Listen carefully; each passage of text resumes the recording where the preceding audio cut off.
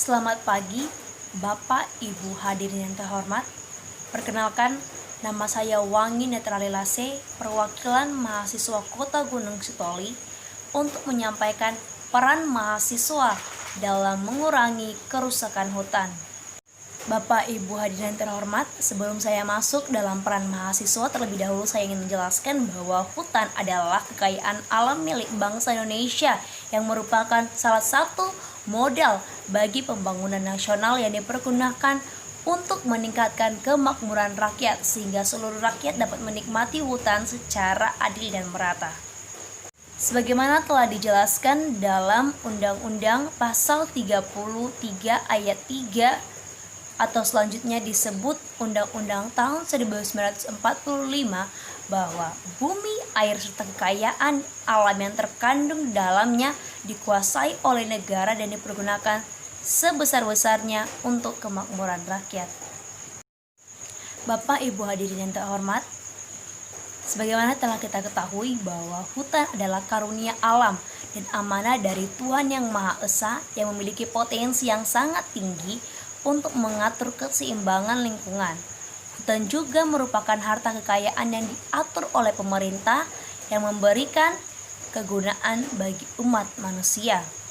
Oleh karena itu, hutan wajib dijaga, ditangani dan dipergunakan secara maksimal untuk kemakmuran rakyat secara berkesinambungan, baik generasi sekarang maupun generasi yang akan datang. Hutan merupakan salah satu penyangga kehidupan dan kesejahteraan rakyat semakin menurun keadaannya.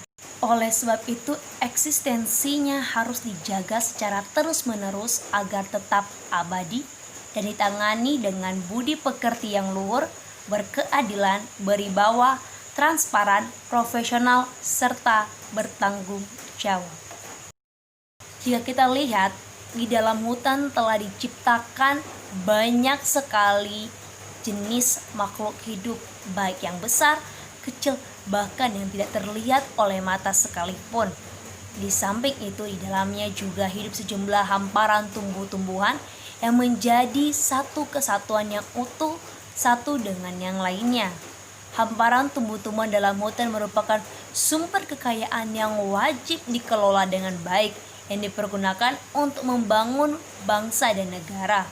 Oleh karena itu, aset yang dipergunakan untuk membangun bangsa dan negara terdapat di dalam hutan dan dibutuhkan untuk menambah pendapatan negara dan pendapatan daerah.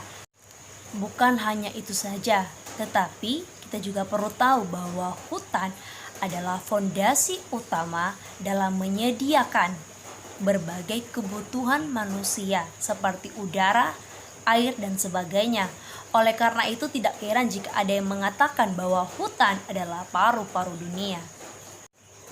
Namun, secara faktual, pengelolaan hutan yang tidak baik telah melahirkan dampak negatif atas pengelolaan hutan yang eksploitatif dan tidak berpihak pada kepentingan rakyat, yang pada akhirnya menyisakan banyak persoalan, yang diantaranya tingkat kerusakan hutan yang sangat mengkhawatirkan.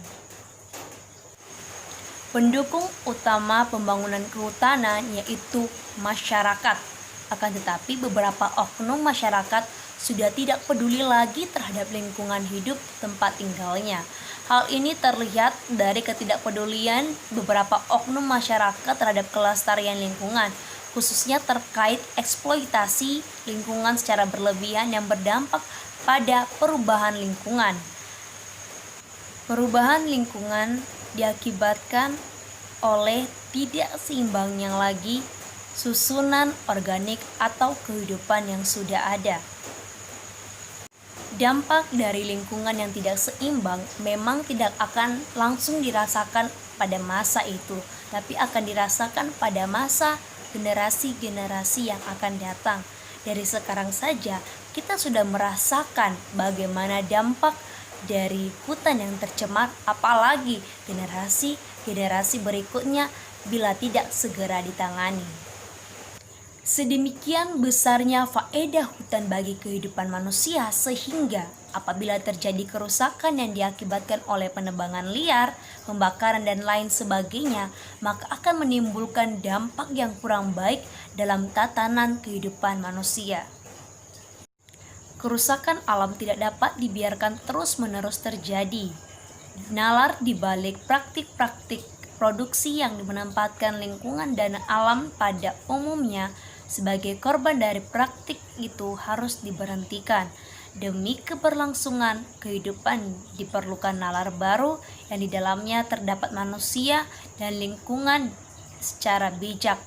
Berdasarkan hal ini, dunia dan masyarakat akademik memiliki tanggung jawab sosial moral yang paling utama dalam pencegahan pencemaran hutan.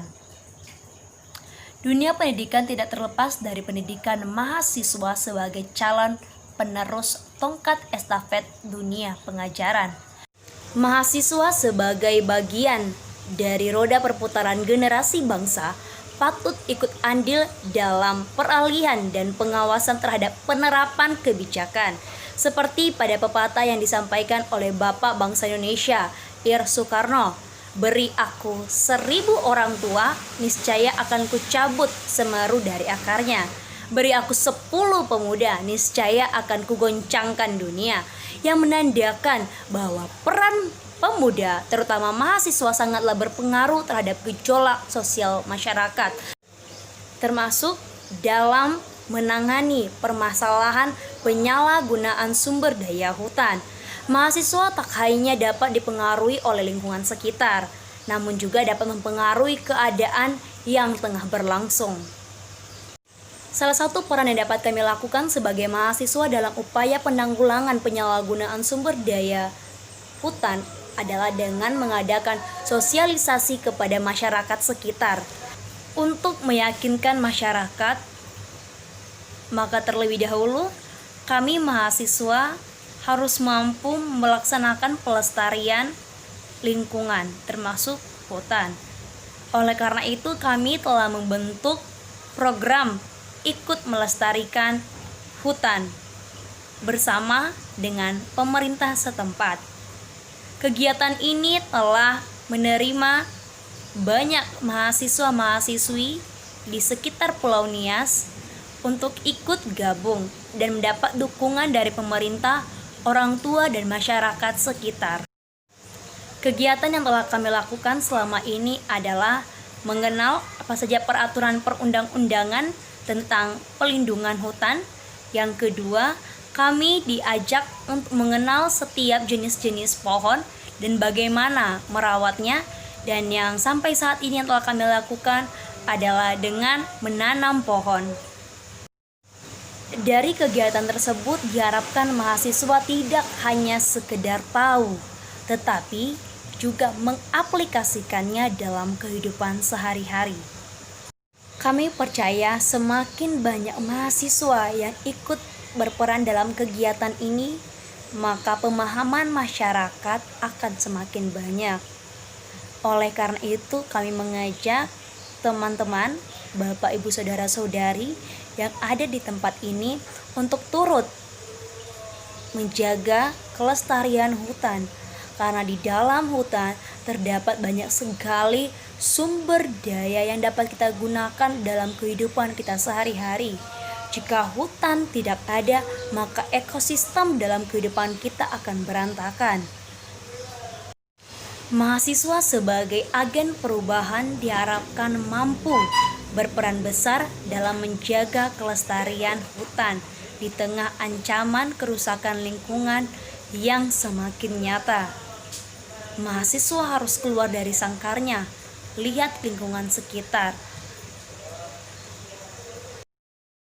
Diharapkan kepada institusi-institusi dapat menyediakan segala fasilitas-fasilitas agar dapat dipergunakan oleh mahasiswa untuk mendukung dalam mengawasi lingkungan sekitar, termasuk dalam pengawasan lingkungan hutan. Pada era keterbukaan informasi dan pesatnya teknologi saat ini, seharusnya mempermudah mahasiswa untuk berperan aktif dalam menyikapi penyalahgunaan sumber daya hutan. Sebagai mahasiswa, kami juga berharap bukan hanya kami mahasiswa yang berperan, tapi pemerintah juga harus memiliki komitmen yang kuat dalam membuat relasi di bidang lingkungan, sehingga persoalan lingkungan seperti kebakaran hutan yang saat ini terjadi tidak terulang lagi. Karena sayang saja jika hutan terbakar, maka makhluk hidup yang ada di dalamnya akan ikut merasakan dampaknya, seperti hewan tidak memiliki tempat tinggal atau mereka ikut terbakar dalam kebakaran hutan tersebut. Kami juga mahasiswa mengharapkan kedepannya tidak hanya mulai dari mahasiswa yang ikut dalam kegiatan ini, tetapi juga kami dapat merampungkan adik-adik tingkat SMA, SMP, dan SD untuk ikut serta mengetahui bagaimana cara penanganan penyalahgunaan sumber daya hutan, sehingga lingkungan kita dapat berjalan dengan lancar dan tidak ada ekosistem yang tercemar. Semoga apa yang saya sampaikan ini dapat mengajak semua mahasiswa-mahasiswi untuk mengambil andil, untuk mengambil peran dalam pelestarian lingkungan hutan. Dan Bapak, Ibu, Saudara-saudari juga dapat mengambil manfaat dari apa yang telah saya sampaikan. Terima kasih, selamat pagi.